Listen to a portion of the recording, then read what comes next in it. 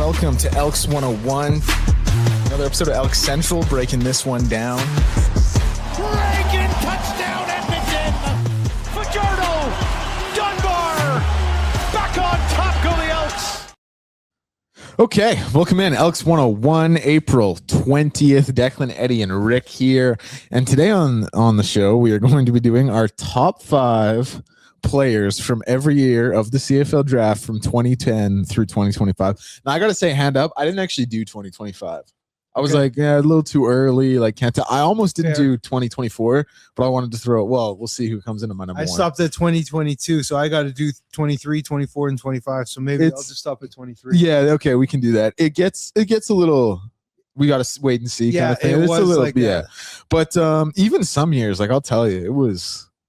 You could get some names, and then you're like, I think he played for. Now, how about NFL? Did you go with NFL guys as well? No, I did. Really, I went purely what you did in the CFL. Okay. Yeah, I did. I thought about throwing Chuba Hubbard on there for like the memes, but I went pure CFL all the way through.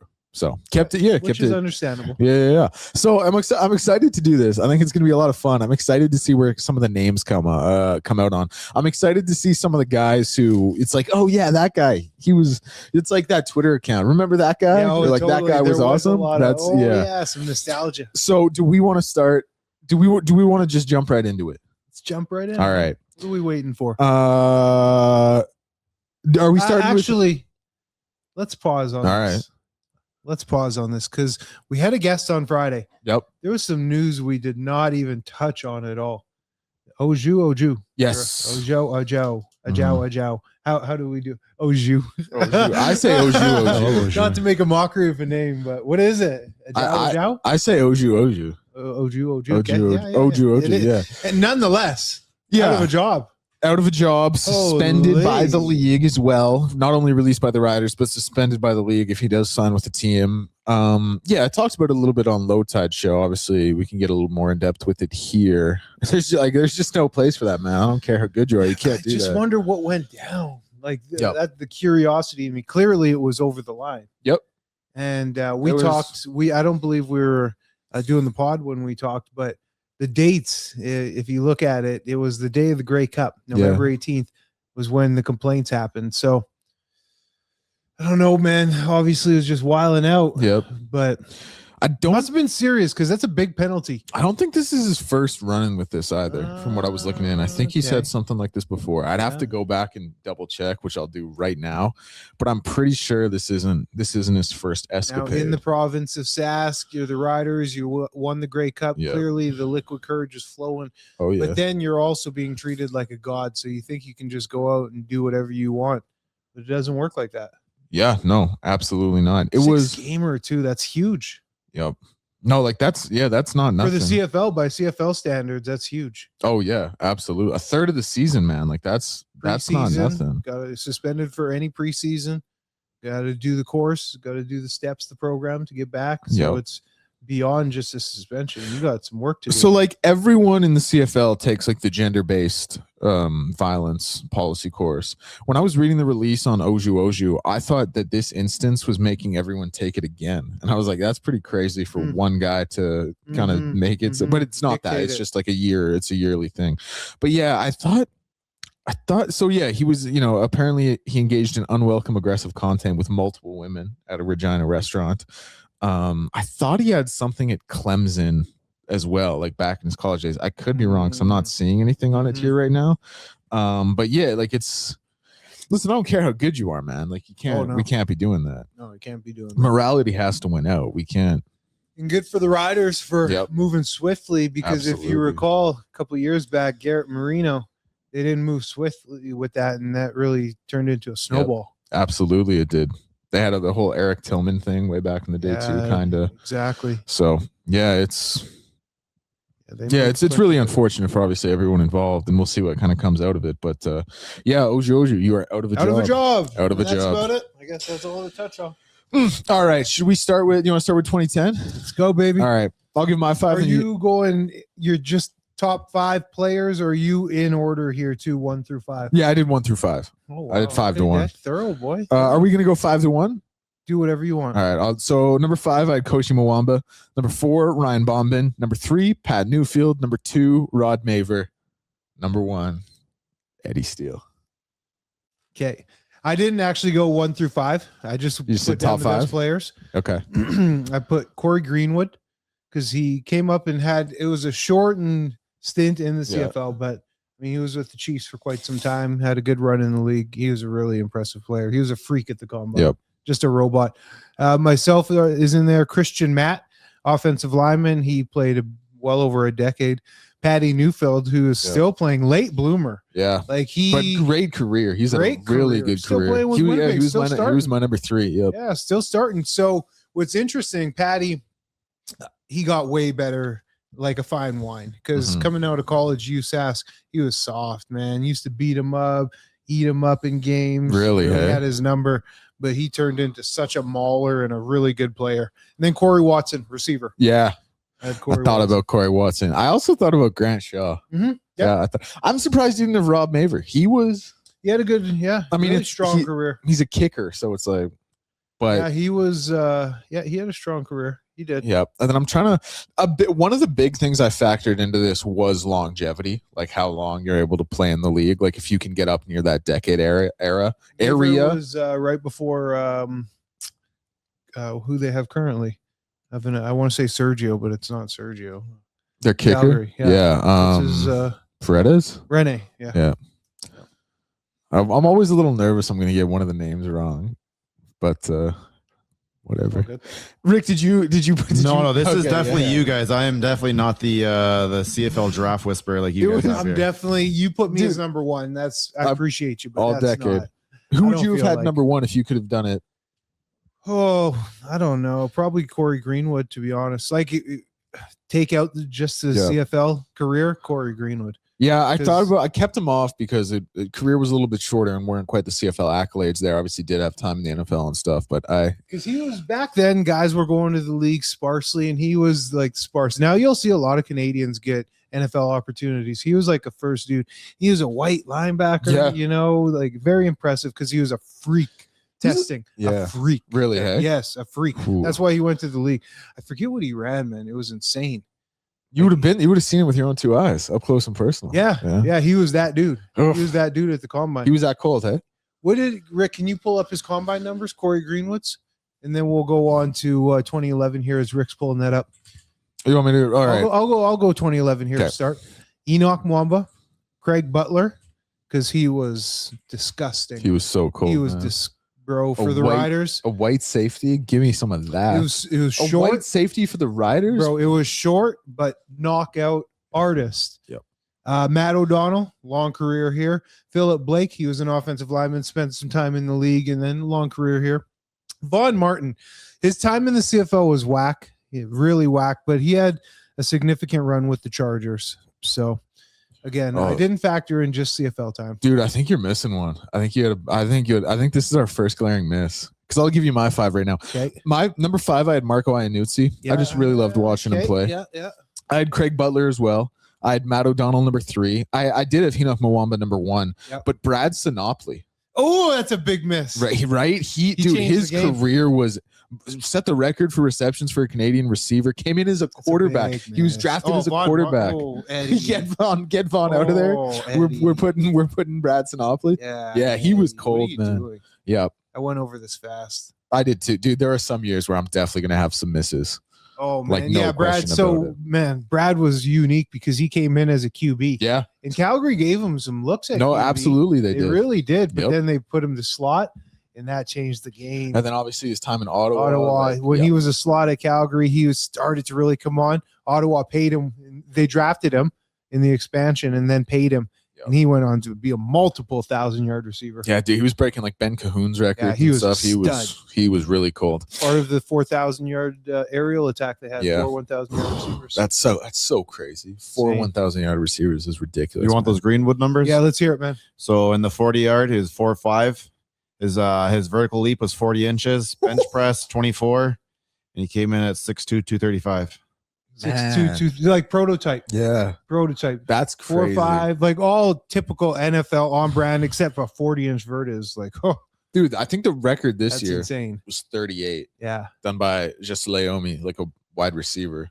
Not the like position fact, but 6'2", still 40 is crazy. 235. Yeah, Dude, 40 is crazy. Laser 4.5. That's insane. And again, white dude. No, just no, let's be real, man. Yeah. Like that's bump those numbers up a little bit for there's being a a white reason dude. he Yeah. was spent like 5 years in the league. Yeah, no kidding, man. Like that's incredible. Do you want to do You got 2012? 2012. You got it. I got Jabbar Westerman. I put Shamad Chambers on there. Pat Lavoie, Sam Hurl. Speaking of white linebackers, and Cleon Lang as the number one choice for me. I like Pat Lavoie. Westerman. Show the fullback some love. Westerman was he was kind of He was mid. yeah. Okay. I got Ben Heenan. I thought about Ben. Oh man, he had a really strong run. Short career, but It was super short, strong run. He was one of the better tackles coming right out. I had Shamad on there. Cleon Lang, because he's still doing it, believe it or not. Jake Thomas, just retired. It's a good pick. Jake was again coming. He was just kind of a filler, a plug guy, but he turned into such a good football player in Winnipeg. Yeah. And he had a strong finish to his career. I retired after 9 years, and I couldn't believe it, like the toll it took. Him and Patty Neufeld are, well, Jake just retired, but they're year 12, 13. Yeah. That's It's crazy. ridiculous, That's a whole man. nother life of football. I have Ryan King on there, Okay. because he had a strong run with the double E. Yep. But I do like Pat Lavoie. Pat Lavoie was a jack of all trades. Yeah. Tight end, fullback, physical. Would come in, play that up man. And he was And, jacked yeah. too. Like he was a jacked up, good body. Pat Ricard kind of looking archetype. Exactly. Yeah. Yeah, you know it. You know it. All right, 20. You want to do I got 2013? 13. Mike Edom, Stephen Charles. Again, Stephen Charles just because of the NFL time. Brett Jones. He's going to be the number one player by far in that draft. I have Brett Lowther actually, Oh wow. and then Shane Bergman. He had big guard. He was with Calgary during the really successful run of Cornish. He was a guard. But Brett Jones just stud. Yeah, Brett Jones was my number one for 2013. I'll lead off by saying that I just want to get to the page here on line. I had Charlie Power at number 5. Yeah. I had Nolan McMillan at number 4. I had Mike Edom at number 3. And then I had Boseko Lacombo as number 2. Bo. And Brett is kind of my Yeah, I obvious put number Bo one. Lacombo on my list ahead of Shane Bergman. Yeah. That's a good get. That's another miss by me. I couldn't put Brett Lowther on there. Why not? I watched him miss too many games. Yeah, but to man. be in one place for so long, It's he impressive. started Don't in get me Sask wrong. in 18. My last year there is when he became the main guy, Yeah. and it is now. He went through 25. That's a lot of seasons, man. That is a lot. It was. And he had a bomb. 'Cause I'm He looking could now. hit 50-plusers consistently. Yeah, there was inconsistencies, but to stick around that long, you're doing something right. So I'm And then looking to cap off with a Grey Cup. That's just my case. No, it's like I'm looking now because He's a dude too. I'm trying to He's think. down like, to get down with I'm the like, boys. what's my argument to have Charlie Power there instead of him? And I don't know if I really have one. I don't know. Anyway, okay, you want to do 2014? 14? I got Here? kind of a weird pick at number Who 1. you got? I got Nigel Romick Yeah, that is. because he was an 11-year teamer and played the role Yeah. tremendously. Yeah, he did have a big run. And then I had Pruneau number 2, I had Levert number 3, Matthias Goosen number 4, and I had Tebow number 5. Pruneau was a stud. Yep. I have Matthias Goosen. Yep. He really came in and changed that Winnipeg culture up front, that nasty culture. Pruneau was on there. Laurent Duvernay-Tardif, again, didn't spend any time, but as a Canadian coming out of McGill, to go and ball the way he did Yeah. with the Chiefs and make the money he made. Pierre Levertu, he had a strong career, Yep. short neck issues, but really good career. And then it's tossed up between Derek Wigan or Devin Bailey. Oh, I like Um, Devin Bailey. Yeah, he had a good run. like Devin Bailey. Good, consistent guy. Was never the main guy, but Derek Wigan, I'll probably have him on the list because he had more of a sturdy career, probably more of a focal point focus. I like that. This is fun. We're flying through this. This is good. Do we want to jump right to 2015? Yeah, this is a good draft. Do you want to go first? Sure. Okay. Suk Chung, and again, mine's not in order. I got the names on there. Nick Dembski. If I had to say, Nick would be number 1 of that draft. Suk Chung, because following Matthias Goosen the year before to Winnipeg, they drafted Suk Chung. And that really, those two together turned into the Bash brothers up front. And they turned that Winnipeg culture completely around in terms of how dominant their offensive line played. David Beard's on the list, Tavon Campbell. And this one I was a little hesitant, but he had a good career. And in his rookie year, he torched us in the East Final, Keenan LaFrance. Okay. Interesting. Bison, baby. Yeah, interesting. I like Torched that. us in that game, though, for 165, man, as a rookie. Yeah, that's tough. That's cold. In the snow. I had Alex Mateus, number 5. I had Suk Chung, number 4. I put Sean McEwen as my number 3. I think this was actually the first time in, 6 drafts now? Yeah, I'm missing Sean. This was the first time that the top 3 picks actually made my list with those 3 right there. Alex Mateus, Suk Chung, Sean McEwen. I had Tavon Campbell, number 2. Probably a little bit of personal bias there. And then a clear number 1, I had Nick Dembski. Yeah. I mean, he's just... Yeah, I'm missing a couple. I burned through this fast. It's tough Sean McEwen. Yeah, he was good. Yeah. He's good. Yeah, he was a really good player. 2016, I had Jason Lauzon Sagan, number 5. I had Jamal Campbell, number 4. I had Taylor Loeffler, number 3. Brandon Revenberg, number 2. And I had Alex Singleton, number 1. Mm-hmm. I had the only misnomer probably would be David Onyemata. I have him on the list. I liked him He's too. Still playing, a decade in the league, 80+ million earned. University of Manitoba Bisons. Brendan Rivenberg, Alex Singleton is the number 1. Shane Gauthier, good teamer in Winnipeg, had some spotlight roles where he actually would be in the starting lineup as a linebacker and played well. But he was on all those teams that were going to Grey Cups and winning Grey Cups as a core member of Mike O'Shea. So whenever you can be a part of that team and that core member the way he was, you had a good run, especially when you're participating in 5+ Grey Cups. That's something else, man. And then Tavon Smith. I like it. 2017. I got Cam Judge, Darius Bladdock, Tunde Adeleke. This one might be questionable. Mitch Picton. You can maybe slide in other names, but I got so much love for a guy like Mitch Picton. Okay. He was drafted. That was my first year with the Riders, and he was drafted that year and grinded out on the practice roster. Yeah. Always worked hard.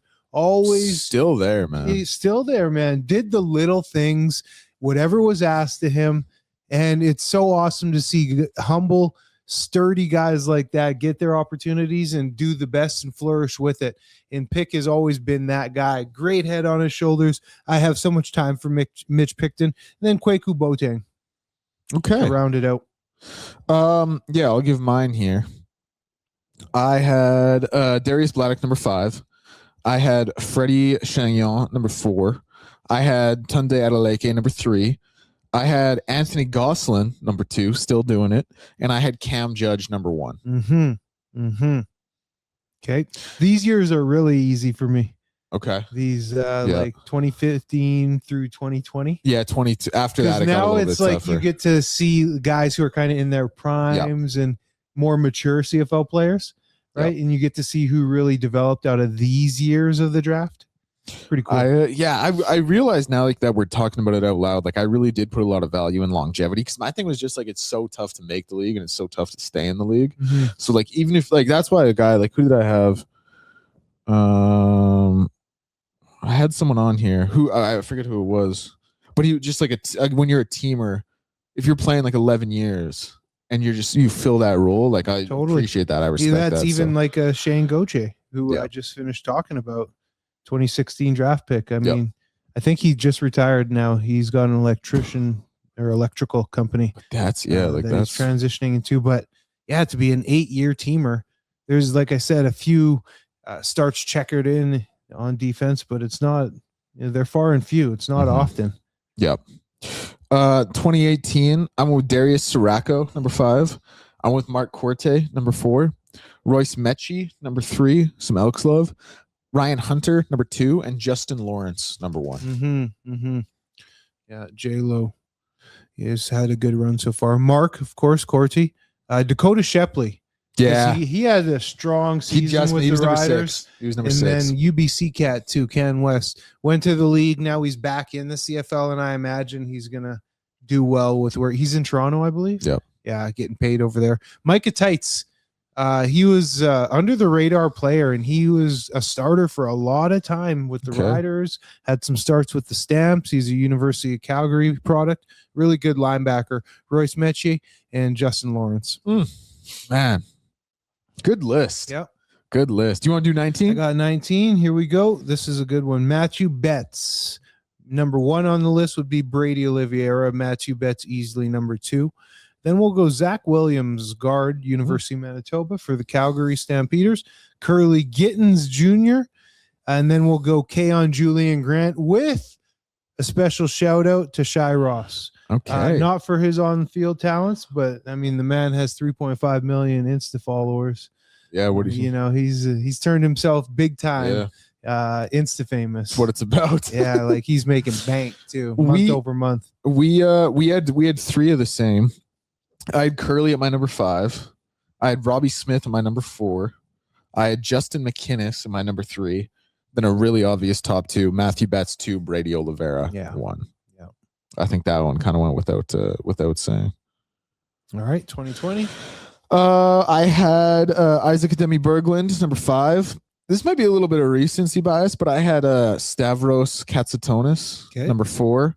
I had Keon Schaefer-Baker, number 3. A little bit of a personal pick there, probably. I had Carter O'Donnell, number 2. And Carter O'Donnell would have been number 1, but Nathan Rourke was in that draft. So I went with Nathan Rourke. Yep. Nathan Rourke, Isaac Ademi Berglund, Marc-Antoine Duquois, balled out in Montreal. Retired early, shoulder injury. Who is now, I believe, I just saw he's playing flag for Canada. Oh, no way. Yeah. Oh, wow. Yeah. But he's a baller. Carter O'Donnell and Stavros. Okay. Got Stavros on the list as well. 2021, got Liam Dobson, Rede Karamdi. Rede Kramdi. I always thought it was Rene. I've never looked it up, actually. I always thought the announcer it was Rene. I never know it was Rede. Maybe well, online it says Rede. Ben Hladek, who's a stud linebacker. I had Chuba on my list, and then Tommy Neild. I like Tommy. I had Peter Nicastro, number 5. I had Liam Dobson, number 4. I had Nelson Lacumbo, number 3. I had Tommy Neild, number 2. And I had Jake Julian as my number 1. Punter. Kicker love. Yeah, giving the punter some love, but I'll tell you, man. Tell me what? How many times did we do the podcast last season where I told you Jake Julian was a couple the games. best player on the field? There was a couple of too many games. That's how many. You're Too absolutely many right. games. But yeah, I went with Jake Julian. Dude, and this draft, just for anyone who's curious, this draft had Chuba Hubbard, Josh Palmer, Javon Holland, and Benjamin St. Jew. So some players, man. When you want to talk about, NFL talent, it was pretty loaded. 2022, I went Danny Adebayo, number 5. Tyrell Richards, number 4. I went Tyson Philpott, number 3. I went Sam Emilus, number 2. And I went Terrell Ford, number 1. Okay. I have the Philpott brothers, Emilus, Tyrell Ford. Yep. And believe it or not, Trey Ford. Really? I left him off because he was just... I know, but still polarizing. You know? Sorry, I was laughing because you were just nowhere near your mic. I was looking over at my notes. Yeah. Still polarizing. Yeah. You know what I'm saying? Like, Fair. that's why. And can Scott Milanovic pull something out of him? I'm not writing him off yet. No, I won't write him off either. Not There's yet. too much raw talent. Yeah. But- Whenever you're running the type of speed he has. But raw talent means a little more when you're, I know. Yeah. There's more to it than raw talent. Yeah. So we'll see. We'll see. 2023, like some of these cats. Yeah, it was. This is tough. It's tough, This man. is tough. I went Aiden John, number 5. Charlie Ringland, number 4. Jacob Master, number 3. Lawal Uguak, number 2. And I had Noah Curtis, double E, number 1. Yeah, I got Luol on my list for sure. Probably, I'm looking at my list now. I don't have it written down. Probably Philip Grohavik. Mark. Okay. You sure? No, good pick, man. If you know, you know, right? If you know, you know, Dag. No, but for real, Clark Barnes. I do like Clark. Barnes. I like Clark. He's slippery. Yeah, he's a good player. Noah Curtis.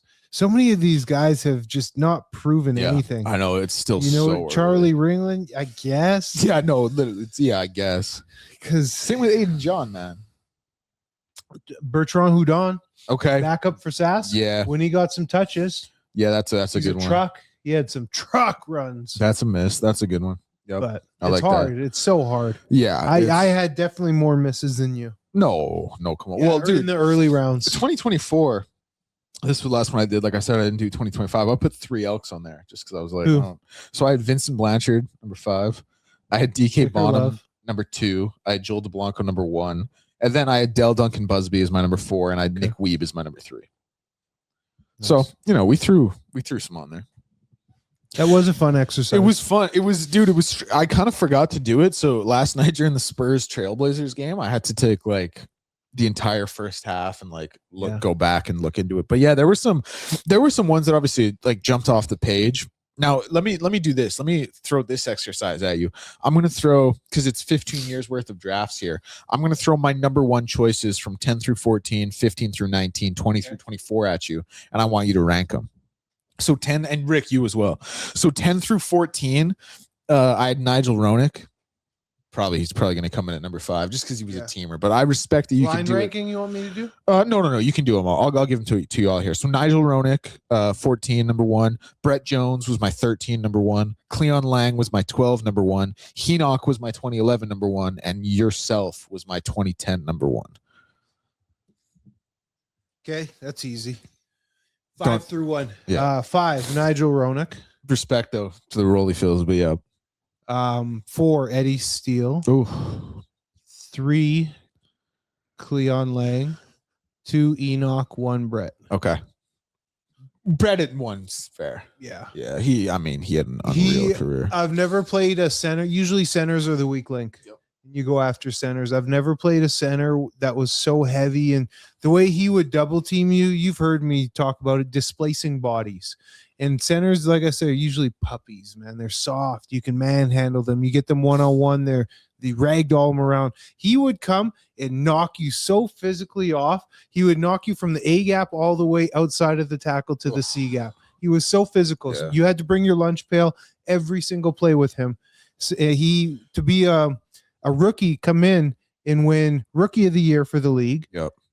Follow that up the next year, your sophomore year, win Lineman of the Year for the league. Yep. And then you're going to the NFL. All out of University of Regina, Weyburn, Saskatchewan. They build them big in Weyburn. Yeah, it's different, man. Rookie of the Year as an offensive lineman of the CFL, and then Lineman of the Year the next year. Like, that's huge, man. Yeah, no, he was incredible. That's rare stuff. Yeah, in like really, really short stint, obviously, because he went to the NFL after that. But Grey Cup champion, most outstanding lineman, DeMarco Brackett Trophy, All-Star, West All-Star, most outstanding rookie, and the Jackie Parker Trophy. He did all that in 2 seasons. Yeah, 2 seasons. Yeah. He did all that in 2 seasons. You had to bring your lunch pail every play. I've never felt a double team like him. Really? Huh? Yeah. No. Man. Rick, do you want to run through the top 5 there? Excuse me. Got Brett at 1, Eddie at 2, Henoch at 3, Cleon at 4, and Nigel at 5. I like that. I think that's what mine would have been as well, Rick. No offense. Thanks, guys. No offense. But Brett was cold. Yeah, he was. And it was so short, but it was so dominant, good. Yeah, dominant. It was so good. Because I obviously, you can tell, like the very next year, I put a teamer who had 11 years in the league. But Brett, those 2, like it was just so dominant. You could not put him there. Okay, 15 through 19. Nick Dembski, Alex Singleton, Cam Judge, Justin Lawrence, Brady Oliveira. It's a tough one. I'm interested to see where you guys come out. Say that one more time. Nick Dembski. Yep. Alex Singleton, Cam Judge, Justin Lawrence, Brady Oliveira. Okay. 5 would be Justin Lawrence. Yep. 4 would be Judge. Yeah. 3 would be Dembski. Mm. 2 would be Singleton. 1 would be Brady. I think that's how I would do it too. Putting Dembski at 3 feels harsh, but I think that's what I would do as well. Again, more of a late bloomer. Yep. Later, strong finish to his career. He's turned into that dude the past 3-4 years since going to Winnipeg. Yep. Right, the back half. Singleton, I want to put him number 1, but Brady's longevity in the CFL and what Brady has done. Longevity is actually the wrong word. It's just like what his peak is. When you look at the body of work and when it's all going to be said and done, he'll finish in the upper echelon, probably top 8 CFL running back stats wise all time. He's already not higher. Let me take a look at where he already stands. Yeah, career wise, and then to be a Canadian, be from Winnipeg, does a lot of the right things off the field. He's really involved in the community, et cetera, et cetera. So yeah, just to be that local kid from Winnipeg and to play it out with your team, that's very special. It's very unique. You know what I mean? There's a part of me I'm very proud of him because I trained Brady when he was grade 9. I have a picture. It's funny. I'll show you guys. Me and Brady and his brother down in the gym at Oak Park High School when I was playing with the Ticats. Brady would have been like 13 at the time, and we're all flexing our triceps. It's pretty funny. But to see where he has come and how he has represented the city of Winnipeg, man, it really is special to have it play out the way it has. It really is special. Yeah. I'm envious. There's a part of me, like I said, that's very proud, but there's a part of me that's envious because that's my childhood dream that I always wanted. No, absolutely. He's got to be number 1. Yeah, and he is about 3,400 yards off of the top 10, but he's only 28. 28. So it's like 3 more 1,100 yard seasons, and you're right there, which has kind of been a staple from him. 5 more 800 yard seasons. Yeah, you know exactly. What I mean? That's 4K Start right there. Falling off, and if he had 5 more 800 yard seasons, which is doable, that would put him at 7th all time. Just ahead of Kelvin Anderson. He'll finish top 10, I would imagine. Yeah. And just behind another bomber, Charles Roberts. Yeah, Blink. That's what his nickname was, Blink. He was so good, too. He used to 1 with the visor. He was a wild boy, man. Really? Oh, man. He was wild on the field. So he would have smoke breaks in between team meetings. No way. Because you go from meeting to meeting, offense to or defense to, D-line, and it breaks down, and he would go out and have smoke breaks in between. Really? Yeah, like full-on cigarette breaks. Cigs, cigs. Yeah, it was total Winnipeg legend, man. Not even made up stories. He had his demons. Some guys built like that. But when you're good like that, what's a coach gonna say? Yeah, because he was that dude. Dude, he was so good. I mean, he was wild. Dude, he had 4 straight 1,500 yard seasons. And he was tiny. Yeah, he was so smaller than you, with all due respect. No, for sure. Yeah, dude, shorter, lighter. He was listed at 5'6", 177. Yeah, listed. 5'6". Sneaking under everybody. Bro, he was so good. He was so good. Oh, I'm getting flashbacks. Yeah. Number 1, too. Just number 1. He was so nasty. And he had the visor. And he was fast. He wasn't just quick. He had open field speed. Yeah. Blink. 4 straight 1,500 yard seasons, man. That doesn't just happen. And he was who Montreal's running back at that time, number 47. Oh, Robert something. No, Avon Coburn came after. Avon was after. Yeah. Robert. No, not Gordon. He was a receiver. I forget. He was cold too. But that Joffrey was around. Charles Joffrey was around. Sean Millington. That would have been the end of Sean Millington. What's his name was still around too. All-time rushing leader. He was in Montreal. Mike? Yeah. Yeah, Mike. Yeah. Mike Pringle. He was. I wanted to say Philpott almost. Even Philpott's pops. Yeah. Corey Philpott. He was cold. He was really good. In BC. Rick, where do you come out on the 5-1 on this one? I put them together as 5-1. We have J Law, then we have Judge, we have Dempsey, Singleton, and Brady at 1. Yeah. So same as that. I think that's fair. Okay, 20 through 24. Nathan Rourke, Jake Julian, Terrell Ford, Noah Curtis, and Joel DeBlanco. So what's funny about this is it's obviously Nathan Rourke and 4 Elks. The Elks would probably package those 4 guys in a heartbeat to get Nathan Rourke. Maybe not Easy. Terrell though, with how valuable he is, but still. How do you guys come out on those ones? Well, Nathan number 1. Yeah. Joel DeBlanco. Terrell Ford number 2. Yeah. Then Joel number 3. Then Noah Curtis. Then Jake Julian. Yeah, I think that's fair. It's exactly what I had. You can't. I don't know. It's hard to put a kicker any higher. Yeah. Honestly, though, Hard to put a punter any higher. Mhm. I might put him higher. Over. I might put him just Noah? because of Noah's injury in an entire missed season. No disrespect to him at all, Mhm. but that just Yeah, no, factors in a little bit. yeah. Like I get it. so, for sure. so I might do that. You're not missing the mark by that. Yeah. And I don't know. I feel like I have a soft spot for Jake Julian because I watched Elks drive stall and him bail them out field position. Fun alert! Yeah. Dude, I remember one game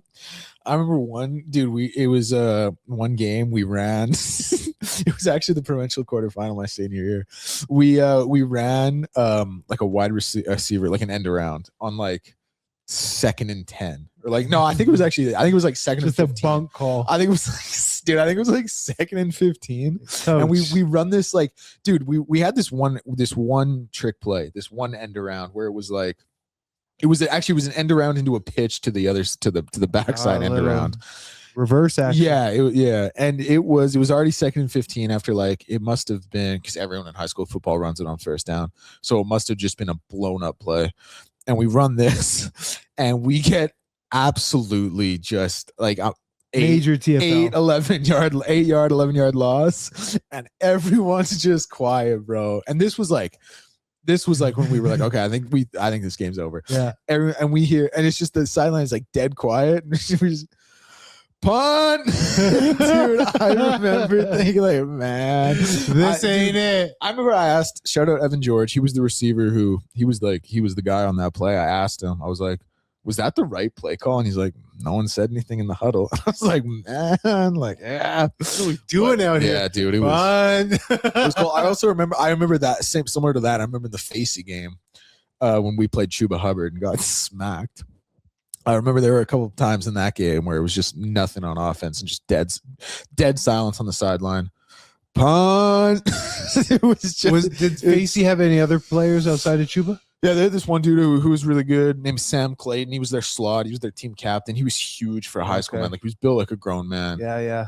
I remember one play, he stiff armed me like I made the tackle. It was one of those ones where you like bring him down as he's stiff arming you. So it's like I made the tackle, but optically it looked pretty bad. It was one of those ones. Yeah, Big a little dog, bit. dude. Yeah. And he was just like in high school, he must have been 6'3", 210. Yeah. Like Just 6'4", jacked 210. Like, yeah, dude. Like he was style. yeah, like he was definition. huge. Yeah. Did you ever have a moment where you just got ragdolled? Just embarrassed, where you felt really embarrassed in front of the team? I got ran over once when I was playing safety I think the team actually ran like a fullback dive, and I was just there in support. But I wasn't. It again, optically, it looked pretty terrible. Mm-hmm. But I was like, I came late to the play. Like it was 4 guys who didn't do their responsibility before I got there, and I did get truck sticked. Like I absolutely got truck. In fact, actually, so this is how you know it was my fault. Next drive, they moved me to half, so it was definitely my fault. But like in my defense, it was like. I kind of slipped, like I was coming at a tough angle, like, but I did get trucked. He said I slipped at a tough angle. It was bad, bro. I did get trucked. I could just fit you, man. Whenever you go to hit something, and the momentum completely goes back your way, dude. I'll tell you. That's yeah, funny, it was tough. I'll tell you the worst, because these are. That one, though, these 3 plays, those 2, and then this one I'm about to tell you, these are the 3 worst plays of my football career for sure. Actually, there was one where I blew coverage. We were in man coverage, and I was playing half, and it was a play action, and it was a rollout, and I just went. I just blitzed. I just blitzed on my own. But here's the worst part. I didn't even commit. I blitzed. Like I just left. I went for it. Yeah. And then like halfway through, I stopped committing and I'm like, I'm going to get back in coverage. Oh, I was just like, yeah. balls goes over. And my corner comes with me. He's like, yeah, You're my in corner no came man's over. land. Dude, my corner came over and he was like, you probably should have just stuck with him. And I was like, yeah. And then, dude, we got back to the sidelines. And my coach was like, what are you doing? what are we doing? Yeah. Shout out Coach. In Coach no Kircher. man's land. Or Coach, that was Coach Carrillo, actually. That was at least do one or that the was other. our Can't DC. be half No, it was pregnant. bad. So You know? these are actually my 4 worst plays because that one would absolutely be in there as well. The other one, I was playing safety. Me and the Mac, we ran a double A gap blitz on a QB sneak. Yeah. And he took it for a touchdown.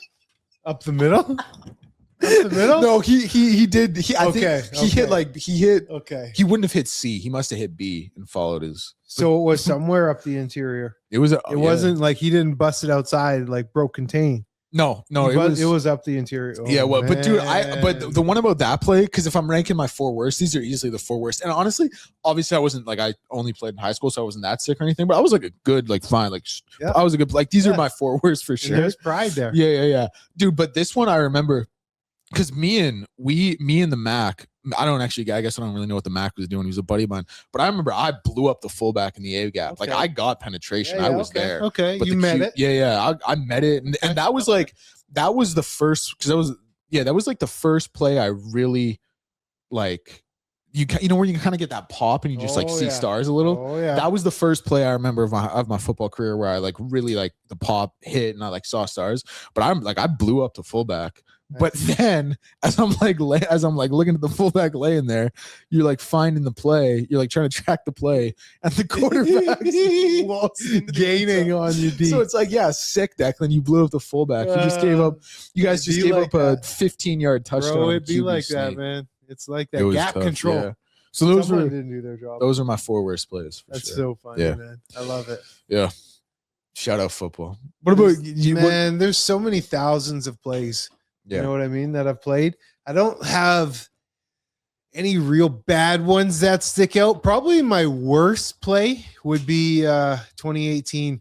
Oh, bro, this is my most gut-wrenching play. Yeah. I had beaten, it was Jacob Ruby. He was playing guard for the Eskimos at that time. And I beat him so clean on a move deck. So clean. Had Mike Riley dead to rights, and I came in. And I just kind of came in like falling down. I didn't run through him, and I slipped off of him for the sack. Yep. Like completely had him by the hips, by the waist. Yep. Sack for in the pocket. Sick move, sick move. Beat him clean on a club rip. And had Mike Riley and just slipped off of him. Charleston Hughes ended up getting the sack. No way. Yeah, I was so sick to my stomach. Yeah. And what's crazy about that was actually the best game of my life. Statistically, I had 2 sacks that game. And I would have had 3 had that one. Yeah. Had I had that one. Oh, I was balling. a 3-sack game. Like From D-Tap. I was Yeah. balling, bro. Bro, I was like on. Like everything you were doing, you just felt in the zone. Yeah. And this pass rush move that I put on Ruby, I beat him so hard. I hit him with the club that he spun around. No Like he way. did a full 360. No That's how hard way. I clubbed him with the right hand, full 360 to try and like relocate me. By the time he did, I'm at the camera stand on Mike Riley, but I couldn't finish him, man. I was so weak. Man. Didn't finish the play, and I was so sick to my stomach.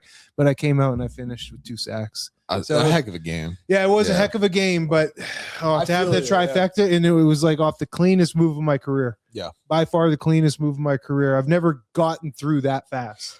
Yeah, there's something about missing a tackle that just really eats away at you. Mhm. Like It does eat yeah, you. like whether It does. like there's some when you're up against it, like but it just like even if it's like open field, you know you're dealing with like a real shifty guy. Yeah. And you don't When you time to- have him, it's Yeah. one thing to dive and miss. Yeah. At least you shot That's your what I'm shot. That's what I'm saying. Like there are some times where like you don't quite break down quick enough. Like they're already kind of in motion and Yeah. you just like you dive and you miss it. But when you have them and that's when it really feels like I just got outmanned. Yeah. Like so that's a tough one. I have some pretty funny clips too where like clearly you're not, and you've probably seen memes of this where you're not going to make the tackle. The running back is faster and he's like 10 yards past you, or you just dive. You just randomly dive like to pretend like you're going for shoelaces. I've done that a few times. Get clowned and filmed for that, man. Yeah, for sure. Coach, at least I'm just the effort's there, but no hope in hell. Yeah. A lot of moments like that. Shout out football. Shout out ball, man. Humbling. Whew, man, so humbling. Yeah, I love it though. Yep. How about this, man? I think my running career is officially retired. You're giving as it of up, eh? yesterday. Why? Yeah, I don't think the knees can handle it anymore, bro. Yeah, I hear I'm that. like officially retired. I ran when we got gotta back turn you from into a Mexico about 6 weeks ago, and I was jacked up really badly. And I had the conversation with my wife. I think I'm done running. Mhm. I got a little too hot and heavy yesterday morning on the tread in the basement, a little too horny. Yeah. And I tried to run a mile, and boy, Just couldn't. it had me effed up. Really, yesterday. Effed up. Like I'm badly messed up. Yeah. So I think I'm done for good. This is it. I think I had my last run, Oof. April 19th, 2026. Put it in the calendar. Done. Man, listen. It's hey, kind of disheartening, out. man. It's no, for disheartening. sure. No, like that's so real, man. Like because I always think about that. Like anytime I don't want to go for a run, I'm like, there'll be a day that comes where I'm not able to do this anymore. Like, It's real. get out there and run. You It's can real. swap it for a different, like, Oh, I can do other activities. elliptical. Yeah. A little bit easier. It's Swimming. Or so swimming or so much rowing, similar with a even little, with a burpees. lot less. Bet you boys haven't done that burpee challenge I put No. you through yet. I don't know. You'd be right about that. Even We'll get it touching out- that, but we'll get outside on the grass something and do to, it. I can't run. Yeah, I Like, hear you, man. Like it feels like the end I'm of an clipped. era. I'm Like clipped it's a bit, really you know? tough. Yeah, it's like that's real. Like that's a real emotion. I'm thinking I bet I could do some hills on the grass this summer. Yeah. But Hills are like in great. terms of concrete, tread, jogging, long distance, I'm done. Man. Sprints, I probably could hit some sprints. Yeah. On the grass, but It's just yeah, it's turf. quite a defeating feeling. Yeah. To be honest, No, when your whole that's- life was running Yeah, at one point in time, that's real. It's like saying goodbye to Yeah. a friend almost. Like that's real. to a degree, Like we're kind of joking about it, but I really feel that. Like There'll I be think a about day. that a lot. Yeah. it's just not worth it. Yeah. It's another version of your It's just not retirement. worth Right? it. Retiring from the game was one Yeah. thing. Now you got to retire from running. My knees have a shelf life. Yeah. Shot. That's brutal. Would you ever go in and get like knee replacements? Yeah, I've asked doctors really multiple times, but I'm too young. I Really? wear through them. Even Yeah. with all your like mileage? and- Yeah, but you wear through them. So I'm 37. You get I new guess. knees. You'll need another set at 57. Yeah, I guess. You know, where there's someone who's 57 currently in the queue who that would last their life. Yeah. And I go hard. It's like Yeah. I would wear through them probably way quicker than 20 years. Yeah. And I talk about how bad the knees are, but I still go hard, man. I still go ham. No, for I'm sure. not crippled out here, boys. Yeah, putting Exactly. the effort in for sure. Still, they're hurt for a reason because the fella's using them. Those weights are still there for you. Yeah, you don't use them, you Yeah. lose them. Honestly, but if you think you can keep running on grass, like I would. I don't think so, man. It's Really, not huh? worth it. The mechanics at my feet It are is. flat. I wear Yeah. orthotics, but then, yeah, it's just not healthy, man. Poundage. Man, I worry about that a lot. So like hearing you talk about it, it's Running's terrible. yeah. If you really think about it, and doctors will tell you, the physios will tell you, running is really hard on the body. Oh yeah, It's meant for people who are feathers. yeah. You Oh, know, yeah, it's meant long, lean, Light, like frailish. real light. Yeah. People who you can see they have the bounce. You know what I mean? Yeah. Like I want to look up. That's why I'm moving this now. I want to look up Eliud Kipchoge's like build. He's obviously like the Kenyan marathon like mhm. best. But His dude, numbers are insane too. oh yeah, like forget about that. But yeah, dude, he's 5'7", 115 pounds. 115. And here's what's really crazy about him. So Michael Phelps, who's 6'4", him and Kipchoge have the same length legs. Yeah, and he's 5'7", 115. Oh, that's a freak. Like I ain't got no torso. No, No, bro, it just that's all not. Yeah, that is a runner's That's not build. normal. No, like that is That's a not runner's normal. build. Yeah, that's God made to run. Yeah. Oh, absolutely. Yeah. And boy, did he Wow. take God's beautiful gift and take Yeah, advantage of it. isn't Like that the he truth? best to ever do it. Flourishing with it. Do we want to get to a little Rick's rant? Yeah, I'm ready over here. All right. What do we have? All right, so it's a part of the new iPhone update or whatever, but you go to take a screenshot. That's what I want to do, right? Like I'm pressing both Yeah. side button, but now I have to double down, do that, and then tell the actual phone that I'm actually wanting a screenshot. Have you guys got to this part yet? No, No, Take this a is screenshot with your phone right now. Then I'll ask you, do you want to take a screen? Like, do you want to keep this photo? bro. I have. Oh, It's wait. just an extra step that's not unnecessary. Oh, the extra step. Yeah. Yeah, like Oh yeah, you gotta discard. like click on it. Yeah, and, Like, like, see, it's like you screenshot. It's like cool. Now, do you want to keep the screenshot? Well, obviously, that's the whole fucking point. Yeah. I hear that. Yeah, that's frustrating to hear that. There's a lot with phones that they think make it easier, but they just make it so much tougher. Yeah, I when it comes to those updates, actually, fellas, I don't even do them. I try and put them off as long as possible. Mine until I think it just automatically does it at night. Mine just auto does it. So see, mine doesn't unless it's like charging at night, specifically when it's asking to do the update. I actively try not to do it, and I'll always like push it off. And then, because that's like my big thing, what I just said and kind of what Rick's talking about, like everything that's supposed to make it easier, it just makes it. Dude, I remember for the longest time I didn't upgrade my phone because I didn't want to get rid of the home button. Mm-hmm. I was like, this is gonna suck. What do you run in there? Do you know? I don't know, man. I'm Mine not really a is big so old. phone guy. I think it's like, does XR? Mine's like an 11 or something. Yeah, I think mine's an 11. Yeah. Is that even what a kind thing? of charger does yours take? The old one The old still? one. Yeah, me too. Yeah, and they there we don't go. make any phones that take the old ones anymore. Dude, it's kind of tough. This is the last one. Yeah. It is tough to find. You got to like hold on to them. You got to get them at like 7-Eleven. That's funny. So yeah, we're on like the oldest that you could pretty much have right now. Yeah. Which one do you have, Rick? I think it's the 15. So they're on 17 right now. You have the C charger though. Hey? Yeah, it's got that new charger. There's got to be a way to tell what phone it is, right? I think if you just take your case off on the back. Oh, I have an iPhone 13. There you go. Where'd you go? Settings? Yeah. I went to my Apple account. Yeah, you can just exactly. This is like, I just imagine like a 21-year-old listening to this, like pulling their hair. Bro, I don't even. So where do I go? Go to the sprocket, go to the settings, and it's like. Oh yeah, right there. So it says this iPhone. So you got 13. So the 13 came out in 2021 for the record. Okay, so our phones are about 5 years old. Not crazy. It's not that bad. No. The iPhone is also the other one. Like there's such a turnover on, like you don't need a new iPhone every year. No. You know what I mean? So especially if you're clouded up. Yeah. Which I'm not anymore because I ran out of space on my cloud. But it's fine. Likewise. I still have my old phones that like are broken and like beat to heck. And I still like charge them every now and then and like look at like old pictures of my dog and stuff. Because I don't like have them in the cloud or whatever. Mm. I like just look at pictures from like my friends from when I was like whatever age. That's like the OG cloud. Just keeping all your old phones and charging them every now and again. Just checking them out. Yeah. Yeah. Do it. Do we want to move to a little blind ranking? Yeah. Wrap this up. This one's not exactly in your guys' wheelhouse. It's got some sugar involved, and I know you guys like to avoid that. So we're just doing pop flavors though. Pop kinds, pop flavors. Can I ask a question? Yep. Is there diet in there? No. Oh, okay. And for the record, Coke and Pepsi are the same. So we're just calling it cola. Okay. Oh, okay. All right, so we're avoiding anything too crazy. Yeah. Well, let's just start off there with the cola then. I mean, it's so classic. 3. I'm gonna put it 2. Let's sit back into the Dr. Pepper. Oh man, it's one of the highest ones out. I think Dr. Pepper is like the highest rated in the US. I messed up my ranking already. I can't believe I did. Dr. Pepper, I'm putting number 1, but I can't believe I did this. Yeah, Pep, I'm going number 1. And this is the one that in the 80s, this cured all your diseases, all your little aches and pains. We're going ginger ale. Man, I love ginger. I gotta put it number 4. 5. Low. Let's go with the old 7-Up.